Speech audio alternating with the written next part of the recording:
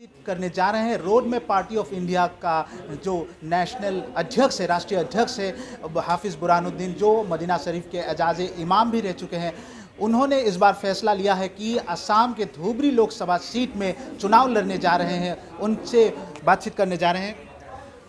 पहले तो शुभकामनाएं आपको, आप धुबरी लोकसभा चुनाव लड़ने जा रहे हैं सीट में।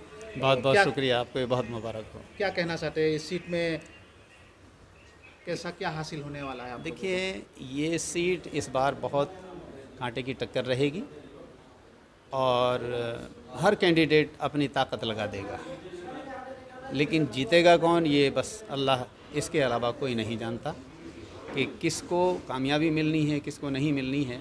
बहरहाल ये है कि हालात को मद्देनज़र रखते हुए जो हमने वहाँ पाया, उस रिस्पॉन्स के मुताबिक हमने कोशिश की है उन लोगों की बात रखते हुए, उनकी लाज रखते हुए, जिस तरह से उन्होंने हमसे सवाल किया और बहुत ही आजिज़ाना अंदाज़ में, और उसके साथ साथ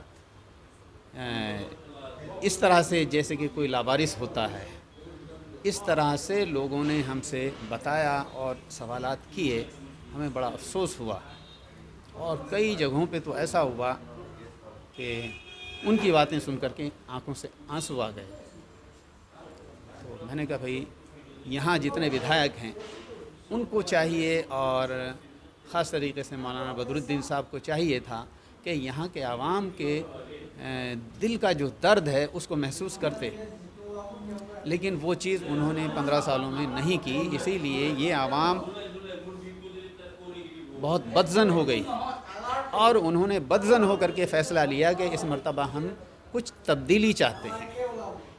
तो ये तमाम चीज़ें हमारे सामने आईं, तब हमने अपनी पॉलिटिकल अफेयर कमेटी के अंदर ये बात रखी और कहा कि भाई ये बहुत ज़्यादा प्रेशर आ रहा है और वहाँ मोहब्बत है, बेइंतहा लोगों ने मोहब्बत की है और वो चाहते हैं कि आप यहाँ मैदान में आएँ और लोकसभा का इलेक्शन जीत के पार्लियामेंट जाएँ, ताकि यहाँ के लोगों की आवाज़ बन के आप हुकूमत हिंद के सामने आँखों में आँखें डाल करके बात कर सकें।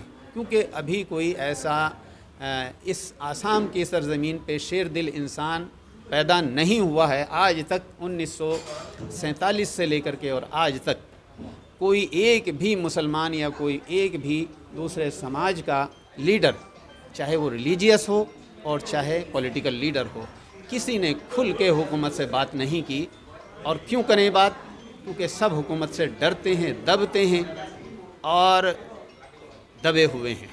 तो अभी जो मौलाना बदरुद्दीन अजमल एक रिलीजियस चेहरा था पिछले कई सालों से, और इस बार आप नया चेहरा बनने जा रहे हैं रिलीजियस। देखिए, ये नया चेहरा नहीं है, अल्लाह का फजल व करम है, पैदाइश ही ये चेहरा ऐसा है। मेरा तो ख़ानदान दर ख़ानदान से ऐसे ही चला आ रहा है, कोई आज से नहीं, मुग़लिया दौर से ये हमारी रिवायत चली आ रही है।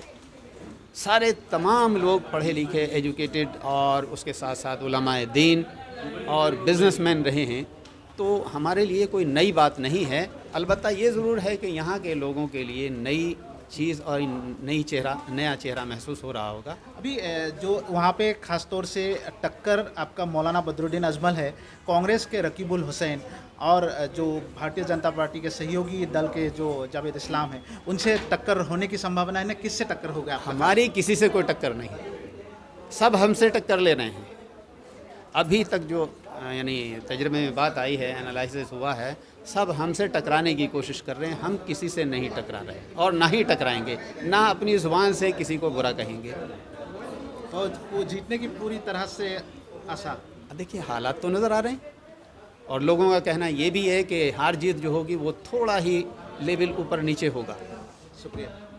ये सुनने को मिला है और सब आवाम की ज़ुबान, ये जो मैं बता रहा हूँ ये आवाम की ज़ुबान है। शुक्रिया। तो अभी हमने हाफिज़ बुरहानुद्दीन से बातचीत की है। उन्होंने साफ तौर से कहा कि टक्कर उनके साथ होगा, उनका किसी से टक्कर नहीं। और जो ग्राउंड जीरो है, ग्राउंड जीरो से भी जानकारी मिल रही है कि इस बार जो नेशनल रोड में पार्टी का ही पूर्ण संभावना है धुबरी लोकसभा सीट में।